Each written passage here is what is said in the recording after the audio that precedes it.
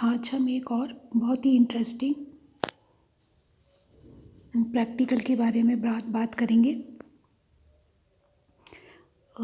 इसके बारे में हमने पहले भी थोड़ा सा बताया था। इसे हम क्रोमेटोग्राफी कहते हैं और यहाँ पर ये हमारा एक्सपेरिमेंट का नाम लिखा है separation of chlorophyll pigments by paper chromatography. Chromatography को अगर हम इसको डिफ़ाइन करना चाहें तो क्रोम का मतलब होता है, क्रोमा का मतलब कलर और ग्राफी का मतलब ग्राफ, मतलब कलर की सहायता से ग्राफ बना के जो मटेरियल है उसको पहचानना। फॉर एग्ज़ाम्पल यहाँ पे हमने क्लोरोफिल लिया है तो क्लोरोफिल में हमें पता है chlorophyll A, chlorophyll B, xanthophyll, carotene, ये सारे पिगमेंट्स मिलकर के क्लोरोफिल बनता है और इन सब के कलर्स होते हैं। क्लोरोफिल ए का कलर होता है, बी का, जेंथोफिल का, और सब सेपरेट कलर होते हैं। तो ये जानने के लिए कि क्लोरोफिल में ये सारे पिगमेंट्स हैं और उनकी जो रिफ्रैक्शन आरएफ वैल्यू है, रिफ्रैक्शन वैल्यू जिसे हम कहते हैं, वो क्या है, तो वो हम इस क्रोमेटोग्राफी की सहायता से कर सकते हैं। तो क्रोमेटोग्राफी पेपर क्रोमेटोग्राफी भी होती है, ग्लास क्रोमेटोग्राफी भी होती है। तो यहाँ पर हम सिंपल पेपर क्रोमेटोग्राफी को समझेंगे और हमने पहले भी लिखा था आरएफ जो वैल्यू है वो होती है distance travel by solute divided by distance travel by solution. तो एक सॉल्यूशन होगा, एक सॉल्यूट होगा, और जब सॉल्यूशन उस सॉल्यूट के साथ ऊपर चढ़ेगा तो उस सॉल्यूट में जितने भी कंपोनेंट्स हैं वो अलग अलग अपनी स्पीड के हिसाब से उस पेपर पर सेपरेट हो जाते हैं। तो हमको यहाँ पर क्या चाहिए, हमको एक ही क्रोमेटोग्राफिक जार चाहिए। साथ में जो पेपर क्रोमेटोग्राफी लिखा है तो हमें पेपर चाहिए, लेकिन कैसा पेपर, जो क्रोमेटोग्राफिक पेपर हो। तो ये अलग से मिलता है, क्रोमेटोग्राफिक पेपर ही ये कहलाता है और उसमें ये कैपेसिटी होती है कि वो सॉल्यूशन उसके ऊपर चढ़ने लगता है। अब क्लोरोफिल पिगमेंट्स है तो हमको क्लोरोफिल चाहिए और यहाँ पर जो सॉल्यूशन हमको चाहिए, जो हमने यहाँ पे सॉल्वेंट लिया हुआ है, तो ये इस सॉल्वेंट में हमको एसीटोन और पेट्रोलियम ईथर चाहिए होता है। पेट्रोलियम ईथर और एसीटोन का रेशो हम 100:12 रखते हैं यहाँ पर।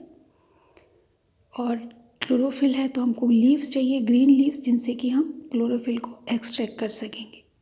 तो हम क्या करते हैं कि थोड़ी सी ग्रीन लीव्स लेते हैं, उन्हें अच्छे से वॉश कर लेते हैं, वॉश करके उनको थोड़ा छोटा काट लेते हैं और एक मोटर पेस्टल में, जो छोटी डिवाइस होती है जिसमें हम कुछ भी चीज़ घोट सकते हैं, मोटर पेस्टल, उसमें हम इन पत्तियों को रखते हैं और एसीटोन उसमें डाल करके उनको क्रश करते हैं कि उसका पूरा पेस्ट बन जाए।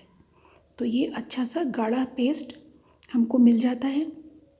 अब हम क्या करते हैं, एक पेपर की स्ट्रिप लेते हैं, पेपर से मतलब क्रोमेटोग्राफिक पेपर, ऐसा पेपर जो हमारे इस क्रोमेटोग्राफिक जार में फिट हो जाए। तो हम ये यहाँ पे जैसे दिखा रखा है, पेपर की स्ट्रिप लेते हैं। स्ट्रिप लेने के बाद थोड़ी सी ऊंचाई पर हम यहाँ पर एक निशान लगा देते हैं, जैसे यहाँ पर एक लाइन लगाई है, एक लाइन सी हम यहाँ लगा देते हैं और इसके सेंटर में हम अप्लाई करते हैं जो क्लोरोफिल हमने पत्तियों से निकाला है, जो पेस्ट निकाला है, उसको हम सेंटर में अप्लाई करते हैं। हम उसको थोड़ा 4-5 बार अप्लाई करते हैं जिससे कि वो थोड़ा थिक हो जाए और जब यहाँ पर स्पॉट्स निकलें तो हम उनको कलर हम पहचान सकें, क्योंकि थिन होगा तो हमको वो नज़र नहीं आएगा, चाहे वो सॉल्वेंट पूरा ऊपर तक चढ़ जाए। तो यहाँ पर हम पहले उसको एक कैपिलरी ट्यूब से यहाँ पर अप्लाई करते हैं, जो हमारा पेस्ट है उसको सूखने देते हैं। ऐसा हम 2-3 बार करते हैं और जब ये हमारा हमने जो अप्लाई किया है यहाँ पर क्लोरोफिल पिगमेंट वो सूख जाता है, तो हम इस क्रोमेटोग्राफिक पेपर को क्रोमेटोग्राफिक जार में ट्रांसफ़र करते हैं, जिसमें कि हमारा यहाँ पर सॉल्वेंट पेट्रोलियम ईथर और एसीटोन हमने रखा हुआ है। जैसा कि दिखाई दे रहा है, इस लेंथ तक हम इस सॉल्वेंट को रखते हैं और क्रोमेटोग्राफिक पेपर इस तरह से इस सॉल्वेंट में हम डालते हैं कि जो स्पॉट है वो डायरेक्टली इसमें ना डूब जाए। सॉल्वेंट में एकदम नहीं डूबना चाहिए, वरना सारा यहीं पर ये घुल जाएगा। तो इसको हम रखते और इसको ऊपर से हम टाइटली बंद कर देते हैं और इसके साथ ही हम एक ऊपर यहाँ पर भी एक निशान लगा देते हैं कि क्योंकि अगर इससे ज़्यादा सॉल्वेंट निकल जाएगा तो वो बाहर निकल जाएगा और जो हमारे यहाँ पर स्पॉट्स हैं वो बाहर निकल जाएंगे। तो हम ये ध्यान रखते हैं कि इस लाइन तक, एक तो नीचे जहाँ पे स्पॉट लगाया है और दूसरा जहाँ तक हमें सॉल्वेंट को रन करने देना है, चढ़ाना है, वहाँ तक भी हम एक लाइन खींच देते हैं कि इसके आगे ये ना जाए।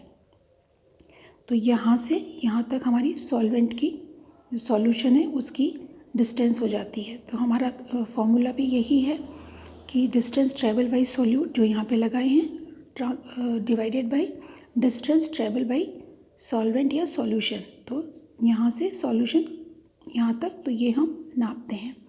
अब ये इसको हम रख देते हैं 5-6 घंटे के लिए।